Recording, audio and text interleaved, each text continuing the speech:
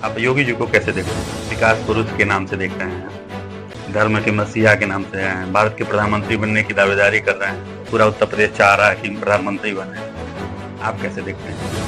इतने विशाल राज्य को बहुत ज़्यादा उद्योग की आवश्यकता है। एफबीआई जैसी ब्रांच में आप मैनेजर थे, उसको छोड़ के आप शिक्षा के क्षेत्र में आए। तो ये कोई भी चीज़ अगर लंबे समय तक आप कंटिन्यू करना चाहते हैं तो उसका दृष्टिकोण आपका व्यावसायिक ही होना चाहिए। तो कितने महाविद्यालय होंगे अभी इस समय आपके पास? हम लोगों ने कृषि से आगे के बारे में, विशेष रूप से पूर्वांचल में कृषि से आगे के बारे में हमने कुछ सोचा ही नहीं। नहीं, अपने बीमारू राज्यों में जो उत्तर प्रदेश, बिहार, मध्य प्रदेश, राजस्थान है, वो क्यों पिछड़ता चला जा रहा है? राजनीतिक जागरूकता भी सबके अंदर होनी चाहिए और जो भी व्यक्ति समाज को सेवा दे सकता है उसे जरूर राजनीति करनी चाहिए। नमस्कार, आज हमारे साथ पूर्वांचल के एक महान शख्सियत हैं जिन्होंने शिक्षा, समाज सेवा, राजनीति व ज्योतिष के क्षेत्र में अपनी एक अलग पहचान बनाए हैं, जो सरस्वती ग्रुप के चेयरमैन हैं। आइए इनका स्वागत करते हैं और इनसे रूबरू होते हैं। सर, स्वागत है आपका हमारे आज के एपिसोड में, हमारे दर्शकों के सामने। Thank you sir. सर, आप किसी परिचय के मोहताज नहीं हैं, लेकिन मैं चाहता हूं आपकी एकेडमी लाइफ के बारे में। कैसी रही आपकी एकेडमी लाइफ, कैसी रही? मैं तो कछार का रहने वाला हूँ, क्योंकि आप बहुत टैलेंटेड फिगर माने जाते हैं पूर्वांचल में। जी, कछार का रहने वाला हूँ। आमी और राप्ती के बीच एक गांव है बखरा, जी जी, और वहीं का मैं रहने वाला हूँ। मेरे बाबूजी प्राइमरी स्कूल में प्रधानाध्यापक थे और हमने गोरखपुर से ही अपनी पूरी पढ़ाई की है। एवरेज विद्यार्थी रहे कि हाँ, टॉपर विद्यार्थी रहे? नहीं, मैं सामान्य विद्यार्थी था और एक बार फर्स्ट डिवीजन आया था। अच्छा अच्छा। जब कल्याण सिंह जी मुख्यमंत्री हुए तो उस समय 8% रिजल्ट बना था इंटर का, और गांव के गांव बच्चे फेल हुए थे, लेकिन मैं फर्स्ट डिवीजन उस समय पास हुआ था। तो लोगों को लगता था कि पढ़ने में ठीक है। मैं एक सामान्य विद्यार्थी आप रहा। एसबीआई में मैनेजर के पद पर गए और उसे छोड़कर फिर शिक्षा के क्षेत्र में आप आए। जी, तो मतलब इतने अच्छे स्टूडेंट होके आप कभी सिविल सर्विस की तैयारी के बारे में नहीं सोचे? बात आपका बिल्कुल सही है। जब मैं ग्रेजुएशन कंप्लीट किया तो उस टाइम घर में ही भैया लोग चाहते थे कि मैं सिविल की तैयारी करूं और उसी दिशा में जाऊं। सबसे बड़े भैया चाहते थे कि मैं एमएससी करूं और रिसर्च करूं, उस फील्ड में जाऊं, बट कभी उधर दिमाग नहीं गया मेरा। मुझे लगता था कि कम उम्र में नौकरी आपको मिल गई। हाँ, 22 साल 9 महीने में मैं कई ढेर सारे बैंक्स में रहा, कई जगहों पे सिलेक्शन हुए। उस समय बैंक पीओ हुआ करता था, तो केनरा बैंक में, बैंक ऑफ इंडिया में, एसबीआई में, ऐसे कई और ढेर सारे, एसएससी सीजीएल में, फिर हम सीडीएस में भी हमारा हुआ था, एसएसबी 18 बोर्ड इलाहाबाद। हाँ जी। तो बाद में फिर शिक्षा के क्षेत्र में आ गए। अचानक आपके दिल में ऐसे कैसे ज़हन आया कि जो है एसबीआई जैसी ब्रांच में आप मैनेजर थे, उसको छोड़ के आप शिक्षा के क्षेत्र में आए? अब इसमें सब साथ ही चल रहा था, और चूंकि गोरखपुर में ही हम थे जी, तो ये था कि गांव पर एक विद्यालय की स्थापना किया जाए। तो उस इलाके में कोई महाविद्यालय नहीं था, इंटर कॉलेजेस तो थे लेकिन कोई विद्यालय नहीं था। तो महाविद्यालय की स्थापना किए, फिर निचलौल में किया, फिर व्यवसाय के पर्पज से किए कि शिक्षा में आपकी रुचि है, जैसा कि देखने में मिल रहा है? देखिए, कोई भी चीज अगर लंबे समय तक आप कंटिन्यू करना चाहते हैं तो उसका दृष्टिकोण आपका व्यवसायिक ही होना चाहिए। अगर आपका दृष्टिकोण व्यवसायिक नहीं है तो आप लंबे समय तक अपनी रुचि को कंटिन्यू नहीं कर सकते हैं। तो मैं ये नहीं कहूंगा कि मैं रुचि के नाते किया, मेरे लिए वो व्यवसायिक दृष्टिकोण ही था और आज भी है। कुल कितने महाविद्यालय होंगे अभी इस समय आपके पास? महाविद्यालय तो 6 हैं और कई इंस्टीट्यूशन, आईटीआई भी है, डीएलएड भी है, बीएड भी है, फार्मेसी भी है और भी कई हैं, इंस्टीट्यूशन है, कई प्रोसेस में है, अभी ला कॉलेज बना रहे हैं। एक इंटर कॉलेज ऑलरेडी बन के रेडी है, उसकी क्लास 8 तक मान्यता हुई है अभी। इस साल से उसको स्टार्ट कर रहे हैं। कितने दिन से, कब से शुरू किए ये? 20 साल हो गया मुझे, 2005 से 2005 से शुरू किए थे। अभी तक आपको देखने में ये लगा होगा कि जो इंटर पास के बच्चे आ रहे होंगे आपके पास और ग्रेजुएशन करने के बाद उनके पास ऑप्शन बहुत कम मिल रहा है और बेरोजगारी बहुत ज्यादा बढ़ी है। चूंकि आपको अभी मैं देख रहा हूँ, जहां तक आप राजनीति के क्षेत्र में भी कदम रख चुके हैं, जी। तो आपको नहीं लगता है कि मतलब बेरोजगारी बहुत ज्यादा बढ़ गई, और इसे विशेष करके अपने उत्तर प्रदेश और बिहार में? लगता क्या है ही, और हमारे पास विकल्प नहीं है। विकल्प रहता तो बेरोजगारी नहीं रहती। अब हम नौकरी ही सोचते हैं क्योंकि हमारे पास, और नौकरी में भी ज्यादातर हम सरकारी नौकरी सोचते हैं, और प्राइवेट में हम इंजीनियरिंग करके, पढ़ाई करके बच्चा सोचता है कि आईटी के फील्ड में चल जाए, कहीं चले जाए। अब अगर हमारे यहाँ बिजनेस टेम्परामेंट नहीं है, हमारे यहाँ के बच्चे बिजनेस नहीं करना चाहते, हमारे गार्जियन बिजनेस, इवन बिजनेसमैन जो बिजनेस कर रहा है वो भी अपने बच्चे को सरकारी नौकरी के लिए सोचता है। तो कहीं न कहीं क्षेत्र में उद्योग की कमी के नाते हमारे यहाँ शुरू से ही एक जो इंडस्ट्रियल टेम्परामेंट है, एक बिजनेस का टेम्परामेंट है, वो नहीं बन पाया। ऐसा नहीं लगता है कि स्किल्ड नहीं बच्चों के अंदर है? नहीं, स्किल तो जब आप अवसर उपलब्ध कराएंगे, मान लीजिए कि हमने उसको शिक्षा कोई में कोई शिक्षा हमने में कोई होना एक चाहिए। शिक्षा हमने कर ली, मान लीजिए हमने इलेक्ट्रीशियन का काम सीख लिया, जी। अब हम कहाँ जाएं? हमारे पास कोई उद्योग हो तो हमको वहाँ स्किल का उपयोग होगा। हम स्किल लेके ही क्या करेंगे? अभी मुझे आज मॉर्निंग में एक बच्चा फोन किया कि सर मैं एसी का काम जानता हूँ, लेकिन वो सीजनल काम है, 6 महीने एसी में काम मिलता है, 6 महीने घर बैठा रहता हूँ। तो अब समस्या इस बात को लेके नहीं है कि स्किल की कमी है, स्किल लेके भी क्या करें? अगर हमारे पास औद्योगिक वातावरण रहेगा तो बच्चे स्किल सीखने की तरफ झुकेंगे। आप जैसे मान लीजिए कि आप गुजरात में जाइए, आप महाराष्ट्र में जाइए, तो इन इलाकों में क्या है? हाँ, इन इलाकों में औद्योगिक वातावरण है। इसके लिए किसको जिम्मेदार मानते हैं आप? इसके लिए जिम्मेदार कोई एक नहीं है, एक पूरी एक पीढ़ी इसके लिए जिम्मेदार है। हम लोगों ने कृषि से आगे के बारे में, विशेष रूप से पूर्वांचल में कृषि से आगे के बारे में हमने कुछ सोचा ही नहीं। क्यों नहीं सोचा? दूसरी पंचवर्षीय योजना में जवाहरलाल नेहरू ने कृषि के साथ औद्योगिकरण को समाहित कर लिया था। बिल्कुल, ये बात आपसे मैं सहमत हूँ, और औद्योगिकरण हुआ, लेकिन वो एक रीजनल इम्बैलेंस हुआ। उस औद्योगिकरण का कार्य जो हुआ, वो अगर आप पूरी उत्तर प्रदेश में देखिए तो उसका प्रभाव बहुत कम है। उसका प्रभाव हुआ, औद्योगिकरण का प्रभाव हुआ, गुजरात में हुआ, महाराष्ट्र में हुआ, तमिलनाडु में हुआ, आंध्रा में हुआ, केरला में हुआ, इस इलाके में कम हुआ, बंगाल में हुआ। यहाँ बीमारू राज्यों में जो उत्तर प्रदेश, बिहार, मध्य प्रदेश, राजस्थान है जी, वो क्यों पिछड़ता चला जा रहा है? वहाँ के युवा क्यों पिछड़ते चले जाए? आपको मतलब क्या लगता है? देखिए, आप शिक्षा से जुड़े हुए हैं, आप शिक्षा को व्यवसाय भी बनाए हैं, तो आपको क्या लगता है? देखिए, एक सबसे बड़ा रीजन ये है कि मान लीजिए कि मुझे एक उद्योग की स्थापना करनी है, मैं एक नया उद्योगपति हूँ और मैं उद्योग की स्थापना करना चाहता हूँ, तो मैं ये देखूंगा कि इसके लिए पूरा इकोसिस्टम कहाँ है।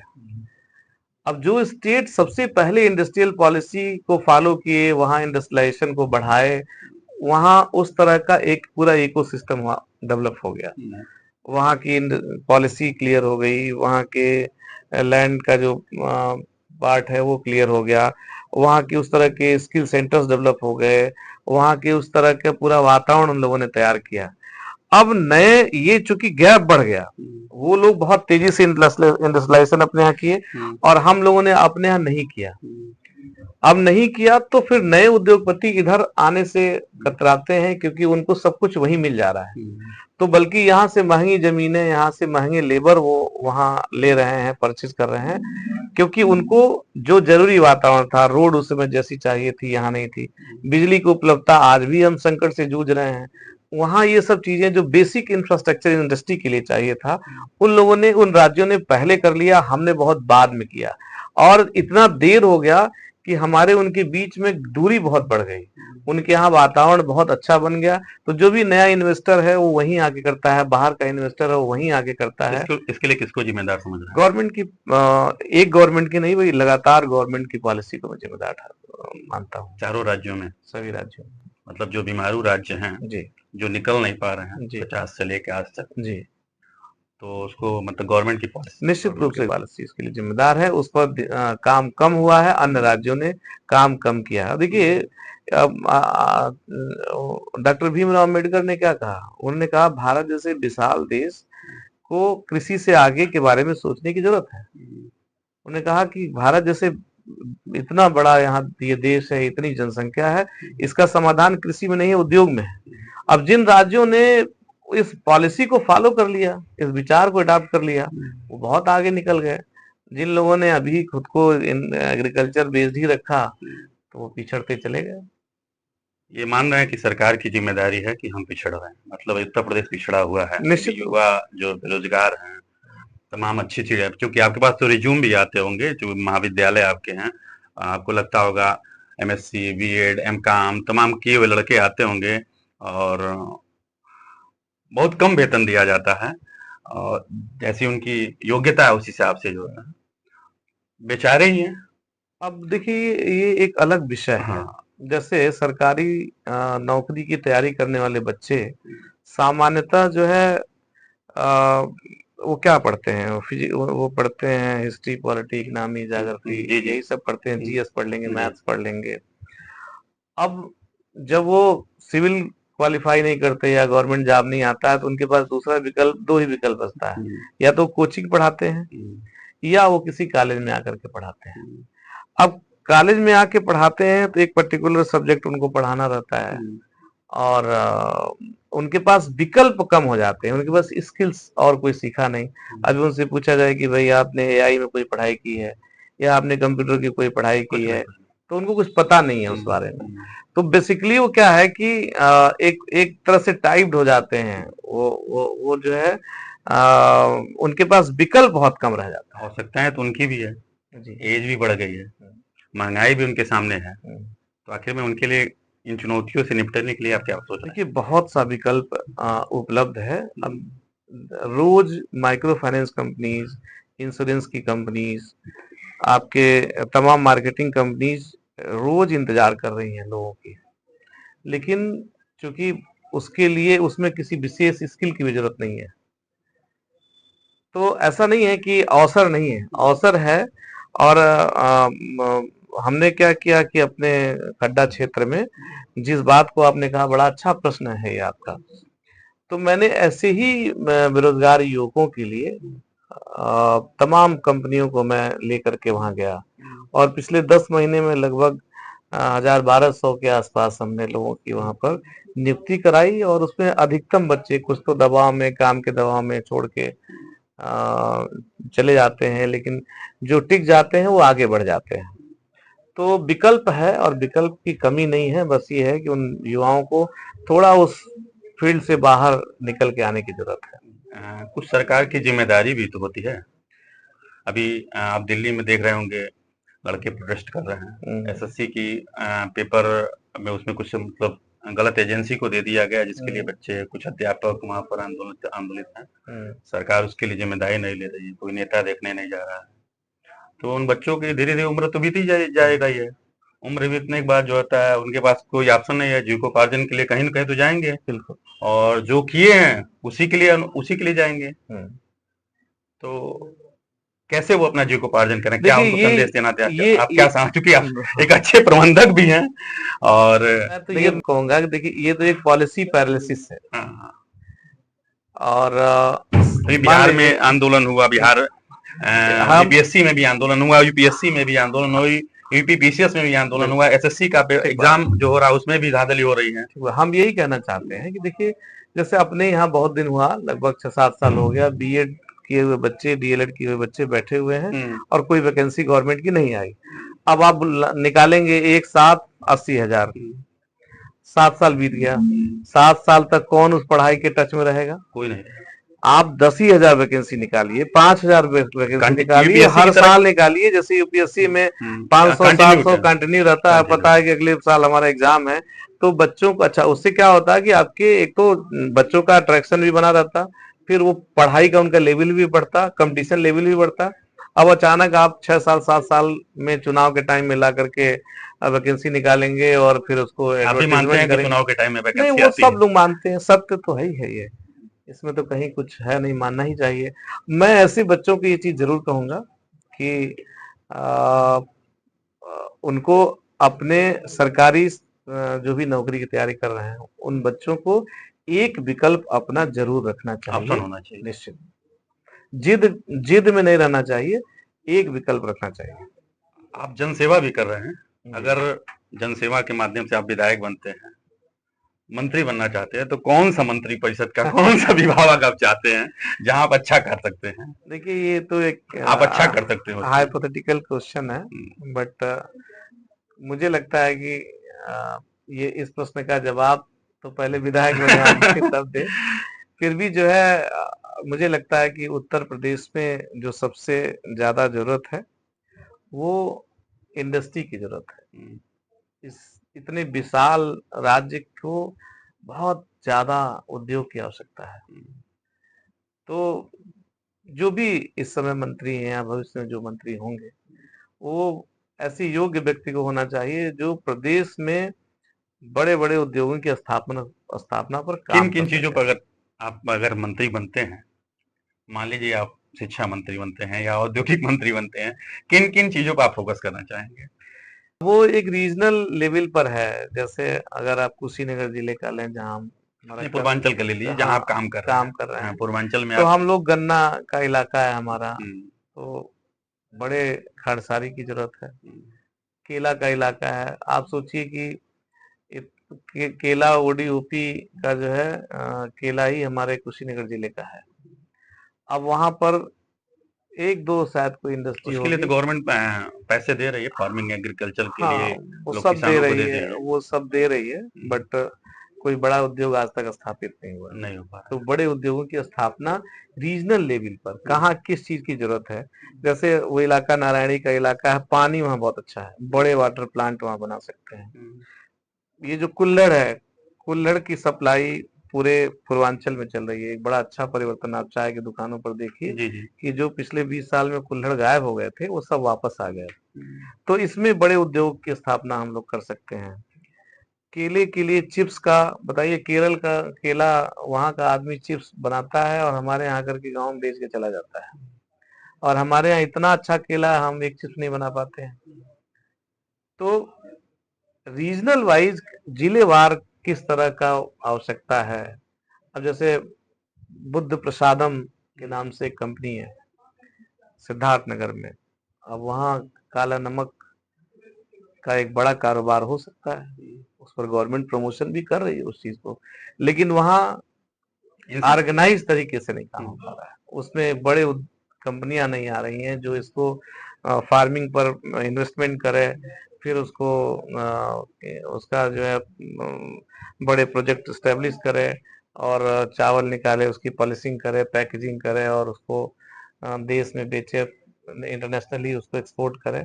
हमारा सवाल है हमारे दर्शकों का, आप अपना विधानसभा क्षेत्र खड्डा में देखे जा रहे हैं, काफी देखे जा रहे हैं, तो 27 में आप चुनाव भी लड़ना चाहेंगे, और लड़ना चाहते हैं तो किस पार्टी से लड़ना चाहते हैं?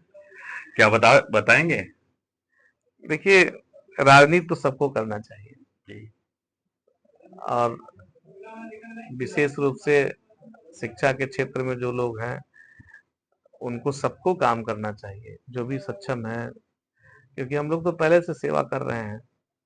और राजनीतिक जागरूकता भी सबके अंदर होनी चाहिए, और जो भी व्यक्ति समाज को सेवा दे सकता है उसे जरूर राजनीति करनी चाहिए। आप बात को काट दिए। नहीं, काट नहीं दिए हैं। अभी मेरा क्या है कि अभी किसी मैं पार्टी को लेके आप कोई विचार? अभी क्या है कि मैं खुद को ही समझ रहा हूँ और क्षेत्र को समझ रहा हूँ।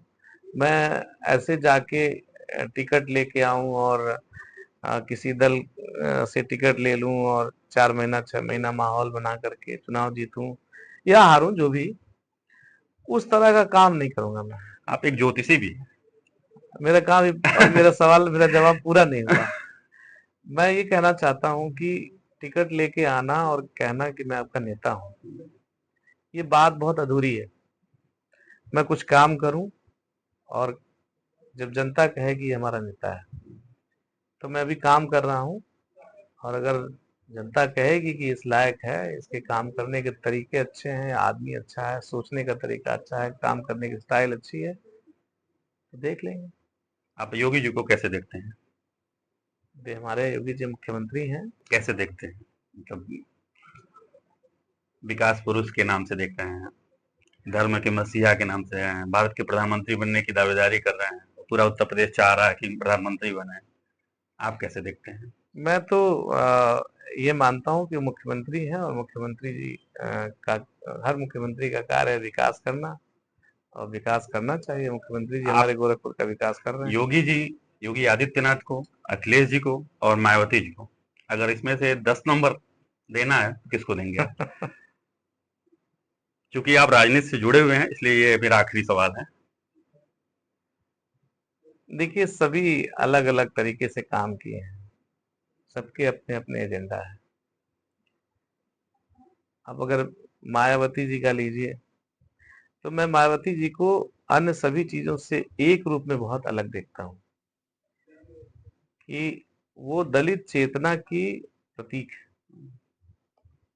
पहली बार उनके नेतृत्व में दलित समाज ने महसूस किया कि हम कुछ हैं, सत्ता कुछ है, और सत्ता से बहुत कुछ हासिल किया जा सकता है।